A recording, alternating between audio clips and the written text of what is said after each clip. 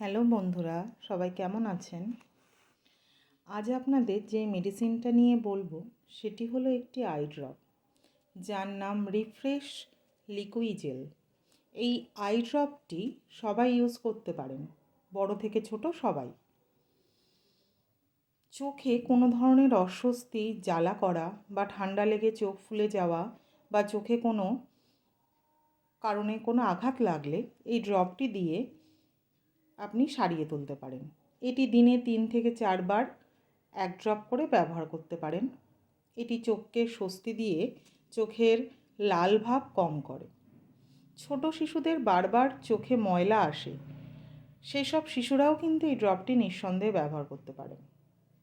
এটি doctor prescribe একটা medicine. যেমন গত সপ্তাহে আদি খেলতে খেলতে চোখে আঘাত পায়। এই ড্রপটি দিনে 3 থেকে 4 বার দেওয়াতে চোখের লাল ভাব কমে যায় ও চোখটা সেরে ওঠে। আপনারাও এমার্জেন্সি মেডিসিন হিসেবে কিন্তু এটিকে ঘরে রাখতে পারেন। আর হ্যাঁ, চোখ কিন্তু অবহেলা করার বস্তু নয়। তাই চোখের কন্ডিশন যদি সিরিয়াস হয় বা শিশু যদি গুরুতর আঘাত পেয়ে থাকে কোনো কারণে চোখে, তাহলে সাথে সাথে ডক্টরের কাছে নিয়ে যাবেন।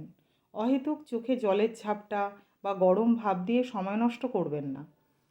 বারবার জলের ঝাপটা আমাদের চোখের ভেতরের টিস্যুগুলোকে নষ্ট করে দিতে পারে। তাই ডক্টররা বলছেন এই ধরনের আইসেফ ড্রপ রাখুন আর ব্যবহার করুন। তাতে অন্তত চোখের প্রাথমিক যে ক্ষতিটা সেটা কিন্তু আটকানো যেতে পারে। তো আপনারা এই জেলটি নামটি দেখে নিন, রিফ্রেশ লিকুইজেল। এটি কিন্তু ঘরে রাখতে পারেন,